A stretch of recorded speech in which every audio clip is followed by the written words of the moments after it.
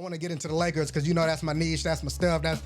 I'm a big fan. I am a Laker whore. I'm everything. And I want to talk about the last two games. The first one is against the Nets. The second one against Portland. Let's get into it with the Nets. Lakers come out hot.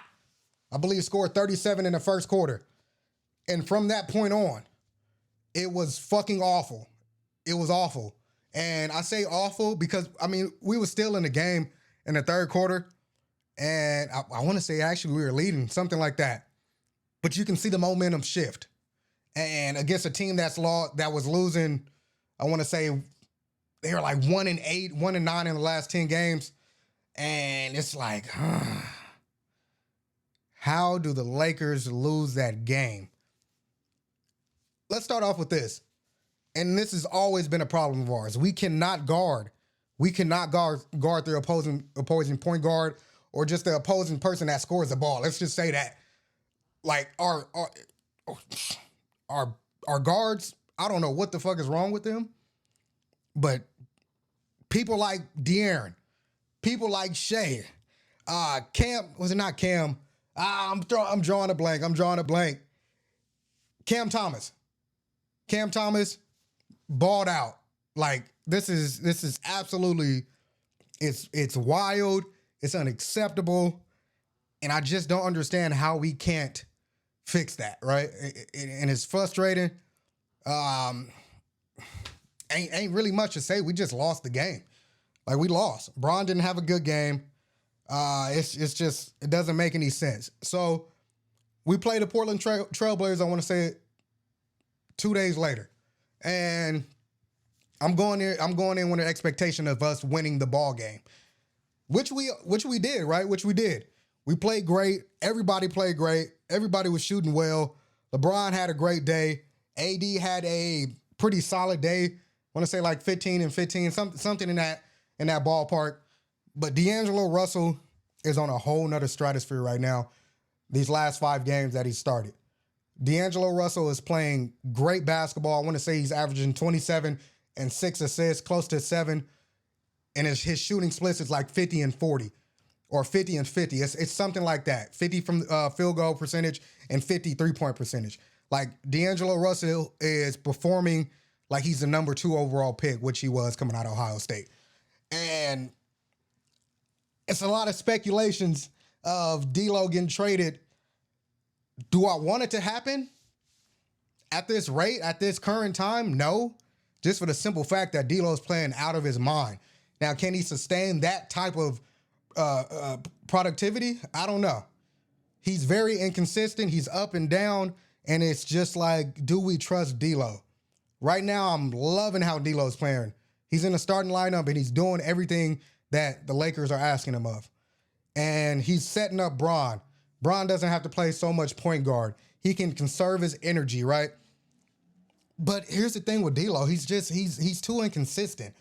And I wish he was consistent. Like if you can just average 20 a game, like that's 20 from D'Lo, 20 from AD, 20 from Bron, and get 15 from Austin Reeves. I think our Lakers squad will be pretty damn good offensively. Now, like I said, the defense is going to be a little shaky, but we do have those wings that can guard the opposing guard, and I want to see how that matches up in the playoffs. Because you flip the switch.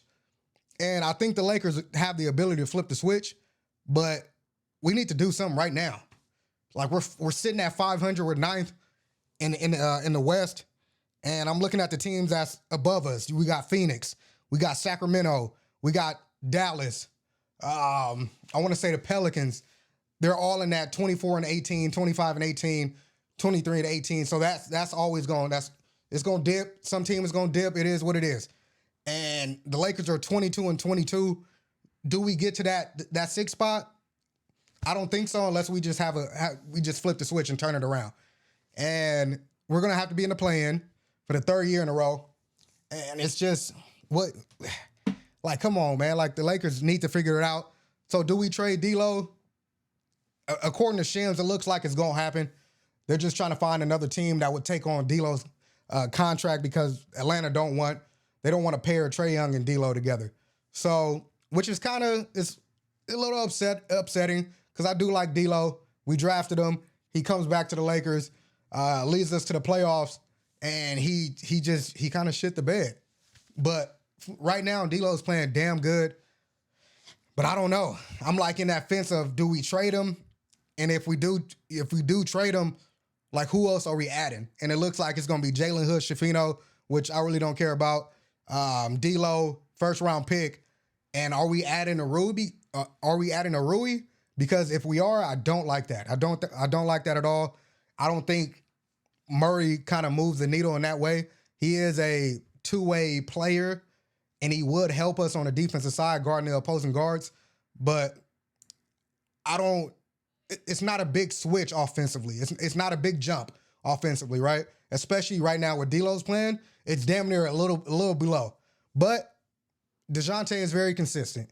And do we take consistency over kind of like a boom or bust when it comes to D'Lo? I think we do. And it kind of hurts because you see D'Lo, he's playing so fucking amazing. It seems like he's stress-free. He already knows what's going on. He's accepted it. And you see him crying on the bench like, damn. Like he knows something that we don't know. But apparently now we do know the trade is damn near, it's going to happen. And it's kind of like, damn, D'Lo, man, if you just were a little consistent in your play and you weren't so up and down throughout your whole career, I like him on the Lakers, man. I like D'Lo. But he just got to be consistent, man. And that's it. And that's all it is. But these next six games for the Lakers, I believe we're only playing one team over 500. I'm trying to think of the schedule. I know we played the Clippers on Wednesday or Tuesday, and then the next game is against Houston, Golden State. I want to say the Nets again, but I'm not too sure. But I think we can end up only losing one of those games. We should only lose one, and honestly, it should just be against the Clippers. But so far, we got the Clippers a little number right now, so I'm happy to see that. Like I really am. I think it's 1-1 in this season. I think it's 1-1, but I'm gonna be a Laker fan regardless. But fuck, I'm gonna be stressed every damn game, and it is what it is. It is what it is, man. And so let's see what happens. We got the Clippers coming up. That game should be very, very interesting to see. Paul George is an absolute animal. Kawhi Leonard is an absolute animal, and they beat the Nets, who we lost to. They came back in the fourth quarter. Russell Westbrook played an absolutely amazing game. They're deep, absolutely. But when it comes to like the Clippers and other teams, we tend to like kind of snap our fingers and fix whatever problems we do have. And I'm excited to see what happens. We got to lock down Kawhi. That has to happen. I want to say Cam Reddish did a great job last time we played the Clippers against Kawhi. He made it hard on him. He's very active. And I'm excited to see, man. Paul George, I don't think there's no stopping Paul because he is a well-rounded player. The ability to play make, the ability to get his shot off, like he creates separation. He can shoot. He's very athletic, and he plays on the other side of the ball. Like he plays great defense. So Paul George, he's underrated in my opinion. But let's see it. Let's see it, man. Let's fucking go, Lakers. I'm going to be tapped in as usual. And that's about it, man. Hey, thank you guys for tuning in to Sports Industry Podcast. Yes, sir.